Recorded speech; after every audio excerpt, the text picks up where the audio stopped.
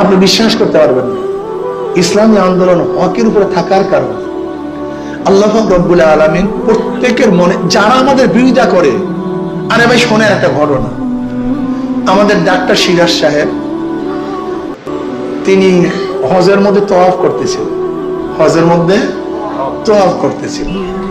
তো এর মধ্যে এক ব্যক্তি তার সামনে সামনে তওয়াফ করতেছে, সে ব্যক্তি আমাদের চরম বিরোধী, চরম বিরোধী। ডাক্তার সিরাজ সাহেব কি করলেন, ওনার হাতটা নিয়ে কাবা শরীফের মধ্যে ঠেকাইয়া বলেন তো ভাই, কাবা শরীফ শুইয়া বলেন তো আসলে চরমানের হক না বাতিল, এটা আপনি বলেন তো কাবা শরীফের মধ্যে ঠেকাইয়া একলা বলেন তো। তখন উনি কাবা শরীফের হাত ঠেকে বলে আল্লাহর কসম আসলে চরমানের হকের উপরে আছে, কিন্তু আমরা বিরোধিতা করি রাজনীতির কারণে। বিশ্বাস করে আজকে যারা আমাদের বিরোধিতা করে তাদেরকে প্রশ্ন করেন এরকম কপালের ডিশে মানে সিনার মধ্যে হাত দিয়ে বলতো চরমনিলার হক কি হক না, তারা অবশ্যই বলবে হকের উপরে আছে আলহামদুলিল্লাহ। তাই বিরোধিতা করেন কেন? ইয়ারিফুনাহু কামা ইয়ারিফুনা আবনাহুম।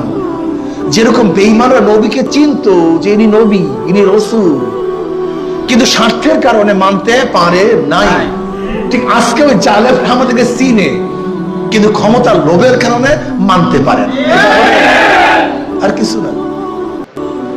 ইসলামী আন্দোলন বাংলাদেশ কার সাথে হাত করলো না, ওদের ভাগাভাগির মধ্যে গেল না, ওদের খাতার তলেও যায় নাই, কার গন্ধও নেই। ইসলামী আন্দোলন বাংলাদেশ তাদের অবস্থা তারা আছে, থাকবে ইনশাআল্লাহ, চেষ্টা করবে ইনশাআল্লাহ, ভবিষ্যতের অবস্থা জানি না, কিন্তু আশা করি ইনশাআল্লাহ ভালো থাকবে, আশা করি, বাকি আল্লাহ পাকের ইচ্ছা। দেখেন ইসলামী আন্দোলন বাংলাদেশ কি চায়, নবী আলাইহিস সালাত 23 বছর জিন্দেগির পরিপূর্ণ আমল করতে চায়, 23 বছরের জিন্দেগির উপরে পরিপূর্ণ আমল করতে চায়। ইসলামী আন্দোলন বাংলাদেশ ক্ষমতার জন্য যা ইচ্ছা তাই করতে পারে না, যা ইচ্ছা তাই, অনেকেই ক্ষমতার জন্য যা ইচ্ছা তাই করতে পারে, কিন্তু ইসলামী আন্দোলন বাংলাদেশ শুধু ক্ষমতার জন্য যা ইচ্ছা তাই করতে পারে না, করবে না, এটা ইবাদত মনে করি। আমরা তো ফাইজলামের দরকারটা কি ক্ষমতা যাওয়ার, এত ফাইজলামের দরকারটা কি? আল্লাহ পাক কিয়ামতের মাঠে প্রশ্ন করবেন ক্ষমতায় গেলি না কেন? আল্লাহ পাক প্রশ্ন করবেন ক্ষমতার ইসলামের জন্য সর্বোচ্চ চেষ্টা করলি না কেন? আমাকে দাড়ি কাটতে হবে, টুপি ছাড়তে হবে, প্যান্ট পরতে হবে, শার্ট পরতে হবে, গাঁজা খেতে হবে, সিগারেট পান করতে হবে, নৌকার স্লোগান দিতে হবে, এইটা করতে হবে, সেইটা করতে হবে, এত ফাইজলামের তোমার দরকারটা কি? এত ফাইজলামের দরকারটা কি? হ্যাঁ, আমাকে আল্লাহ পাক প্রশ্ন করবে এটা করলি না কেন, ক্ষমতায় গেলি না কেন, এমপি হইলি না কেন, মন্ত্রী হইলি না কেন, চেয়ারে বসলি না কেন? আল্লাহ পাক প্রশ্ন করবেন ইসলাম হুকুমাতের জন্য সর্বোচ্চ চেষ্টা করলি না কেন? ইসলামী আন্দোলন বাংলাদেশ হকের উপর থাকার চেষ্টা করতেছে। আমরা বিশ্বাস করি যদি একটা মানুষও না থাকে ইসলামী আন্দোলনের পক্ষে, এটি ইসলামী আন্দোলন বাংলাদেশের নেতা কর্মীদের মধ্যে কোনো প্রেসারই আসবে না, কারণ তাদের মূল মাকসাদ হলো রেজায়ে মাওলা, তাদের মূল মাকসাদ রেজায়ে মাওলা। যদি মাওলা সন্তুষ্ট অর্জন করতে পারি সবকিছু পেয়ে গেছি, আর যদি মাওলা সন্তুষ্ট অর্জন করতে না পারি আমি কিছুই পাইনি। আজকে অনেকেই দাবি করে আমরা বিশাল কিছু, বহুত বড় বুজুর্গ, অথচ তারা দেখা যায় নির্বাচন সময় আসলি বাতিলের পক্ষে সাপোর্ট দেওয়ার জন্য উৎসাহিত। এটা কেমন বুজুর্গি বুঝলাম না, এটা কেমন বুজুর্গি আমাকে বললাম।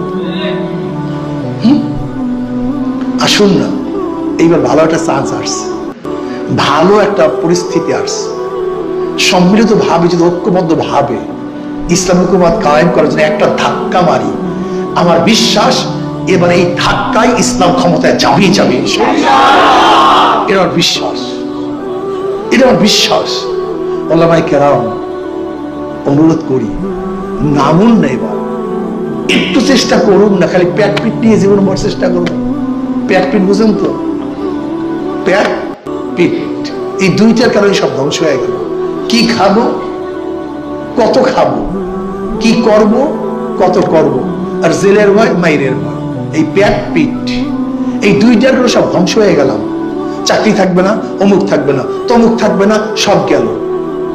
অথচ আমরা সবচেয়ে বেশি ত্যাগের বয়ান করি, মেম্বার সবচেয়ে বড় ত্যাগের বয়ান, নবীটা করছে, হিজরত করছে, রক্ত জড়াইছে, শিয়া আবু তালেবের মধ্যে ছিল, পেটের মধ্যে পাথর মারছে, কত যে বয়ান করি আর কান্দাই।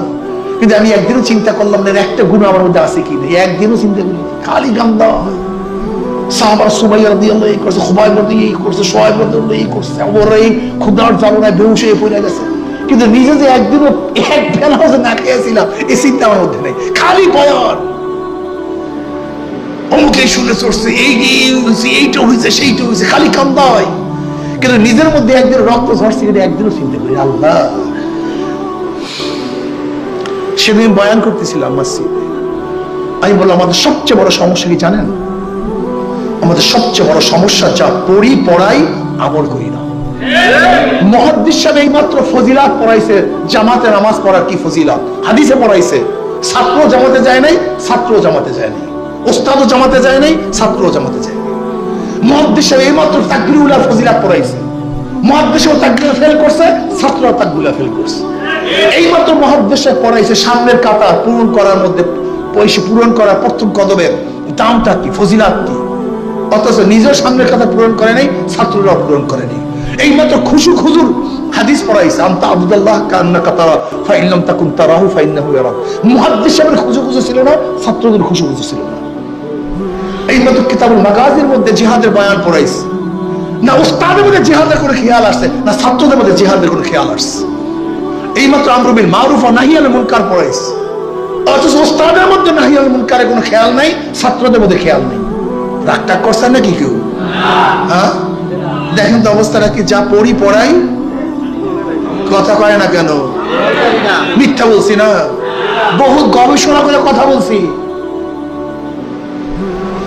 বহুত চিন্তা ভাবনা করে কথা বলছি। কোরআন হাদিস পঠন পাঠন, এইটাকে পঠন পাঠন ওর অন্য ইংলিশ মতো সাহিত্যের মতো পঠন পাঠন। কোরআন হাদিস শুধু পঠন পাঠন, এটা আমলের জন্য দুনিয়াতে আসছে। কোরআন শুধু চুমা দেওয়ার জন্য আসে না, আমলের জন্য দুনিয়াতে আসছে। হাদিস শুধু ব্যাখ্যা করার জন্য আসে না, এটা আমরা আমল করার জন্য দুনিয়াতে আসছে। কেউ আমলই করি না, আমল করি না। রাগ করিয়ে না ওলামায়ে কেরাম এই অনুরোধ করছে, 2 হাত, আবার ভুল হলে ক্ষমা করবেন। আসুন, এই সামনে মাত্র 90টা দিন আল্লাহর জমিনে আল্লাহর হুকুমত কায়েম করার জন্য একটু 90টা দিন খাটি না, একটু চেষ্টা করি না, কি রাজি আছেন ইনশাআল্লাহ? ওলামায়ে কেরাম মসজিদের মেম্বার থেকে আওয়াজ তুলে এবার ইসলাম হুকুমত যাবেই যাবে, এক ইমাম যাবে। ওখানে আমার মতো আরেকজন 2 নম্বর ইমাম না যাইতো, তাহলে আমাকে ত্যাগ করতে পারতো? আমার মতো হাজারো শয়তান ইমাম হাজির হয়ে রয়েছে। এই সমস্ত মৌলবীদের মধ্যে দোষ, সব দোষ হলো মৌলবীদের। আজকে হক কথা বলার কারণে ইমামের ইমামতি চলে যাইতো, ওই মসজিদে কোনো ইমাম যদি না পাওয়া যাইতো কি অবস্থা হতো বলেন তো? এতটুকু নাপিতের মধ্যে ঐক্য আছে, চামড়ের মধ্যে ঐক্য আছে, ঋষির মধ্যে ঐক্য আছে, মেটনের মধ্যে ঐক্য আছে, কিন্তু আলেমদের মধ্যে ঐক্য নাই। আলেমদের মধ্যে ঐক্য নেই, মেটনের মধ্যে আছে, কিন্তু আমাদের মধ্যে নেই। আজকে ওলামায়ে কেরামকে অনুরোধ করব, শুধু পেট পিটের জন্য আমরা বাঁচি নাই, আসি নাই দুনিয়াতে। আল্লাহর জমিন আল্লাহর হুকুমত কায়েম করার জন্য নবী আলাইহিস সালাতু ওয়াস 23 বছরের জিন্দেগিকে বাস্তবায়নের জন্য আমরা চেষ্টা করতে রাজি আছি ইনশাআল্লাহ। আসুন না একটু চেষ্টা করি। মনে কেউ কিছু নিয়েন না, অনেক কথা বলে ফেলছি আবেগে, যেহেতু ওলামায়ে কেরামের কাছে আসলে তো আমার আবেগ বেড়ে যায়। এরা যদি সব আল্লাহর জমিনে আল্লাহর হুকুমত কায়েম করার চেষ্টা করতো, তাহলে অবশ্যই ইসলাম হুকুমত কায়েম হবেই হবে ইনশাআল্লাহ। দেখেন হাত পা কেমন একটা প্রতীক, এটা আল্লাহ পাকের রহমত আমরা পাইছি। ও আম্মা বিনি'মাতি রাব্বিকা ফাহাদ্দিস হিসেবে বলতেছে। নৌকা যারা নির্বাচন করে নিজের নৌকা চালাতে পারে না, ধানের শীষে যারা নির্বাচন করে ধান কাটতে পারে না, নাঙ্গলে যারা নির্বাচন করে নিজেরা নাঙ্গল বইতে পারে না, কুঠা নিয়ে নির্বাচন করে তারা নিজেরা কাঠ ফাটতে পারে না, যারা গরুর চাকা নির্বাচন করে নিজেরা গরুর গাড়ি চালাতে পারে না। নৌকা গরিবদের প্রতীক। নৌকা চালায় কারা? ধান কাটে কারা? নাঙ্গল চালায় কারা? কিন্তু যারা নির্বাচন করে একজনও গরিব না। কি কথা হয় না? অর্থাৎ মার্কার সাথে কাজে, কিন্তু হাত পা কেমন একটা প্রতীক। যে নির্বাচন করে সেও চালাতে পারে, যারা সমর্থন করে তারাও ঘুরাতে পারে, পুরুষরাও চালাতে পারে, মহিলারাও চালাতে পারে, বড়রাও চালাতে পারে, ছোটরাও চালাতে পারে। হাত পাকা বলা যায় মুসলমানদের, হাত পাকা বলা যায় হিন্দু বৌদ্ধ খ্রিস্টানদের। ফেল করে, হাত পাকা ফেল করে না। কি কথা ঠিক না? হাত পাকা সবাইকে শান্তি, শোনেন শোনেন, হাত পাকা সবাইকে শান্তি দেয়। মুসলমানকেও শান্তি দেয়, হিন্দুকেও শান্তি দেয়, খ্রিস্টানকেও শান্তি দেয়, গরিবকেও শান্তি দেয়, কথা কয় না। পুরুষদেরকে শান্তি দেয়, তার মানেটা কি? হাত পাকে বিজয় হলে সবাই বিজয় হবে, সব শ্রেণীর মানুষ বিজয় হবে ইনশাআল্লাহ। এটা সবার প্রতীক তো, এটা সবার প্রয়োজন তো। আসুন না, হাত পাখা দিয়া যেরকম ওরা বলে শুধু আমরা এক দলকে বাতাস করছি, মিথ্যা কথা কয়, আমরা সবাইকে বাতাস করতে চাই। আমরা কি করতে চাই ভাই? সবাইকে ঠান্ডা করতে চাই। বাংলাদেশের প্রত্যেক নাগরিককে হাত পাতা দিয়া ঠান্ডা করতে চাই। কেউ নামবেন তো ইনশাআল্লাহ? না, আপনাদের জজবা পুরো আসে না, কথা আমার ঠিক হয় না মনে হয়। কেউ নামবেন তো ইনশাআল্লাহ? শোনেন, আমি একটু সময় চাই, শুধু সময়, একটু সময়। 24টা ঘন্টার মধ্যে কেউ 12 ঘন্টা, কেউ 8 ঘন্টা। চার দোকানে বসে থাকি না ভাই, চা খাই না। ওই চা যেই কয়বার খান, ওই মাত্র 1 ঘন্টা সময় আজকে দাওয়াতের জন্য রাখবেন। এই আড্ডা যে মারেন, একটু আড্ডা না মারি, একটু দাওয়াতি কাজে নামবে, একটু রাজি আছি রে ভাই। 1 ঘন্টা, 2 ঘন্টা, 3 ঘন্টা, 4 ঘন্টা, 5 ঘন্টা অক্ষ করার জন্য রাজি আছেন ইনশাআল্লাহ? কেউ 12 ঘন্টা। দেখেন, আমি অনেক জায়গায় বলি, নিজের ইসলার জন্য এক চিল্লা দিই, নিজের ইসলার জন্য সাল লাগাই, নিজের ইসলার জন্য জীবন চিল্লা দিই। অথচ আজকে নিজের ইসলাম এবং সমাজের ইসলামের জন্য মাত্র 90টা দিন একটু অক্ষ করার জন্য রাজি আছি না ইনশাআল্লাহ? মাত্র 90টা দিন। ফেব্রুয়ারিতে নির্বাচন, সময় একেবারেই নাই। যদি নিজের ইসলামের জন্য সাল লাগাতে পারি, তাই নিজের ইসলাম এবং সমাজের ইসলামের জন্য মাত্র 90টা দিন একটু আমি অক্ষ করতে পারি না? এটা শুধু সময় অক্ষ করতে চাই, শুধু সময়, 90টা দিন।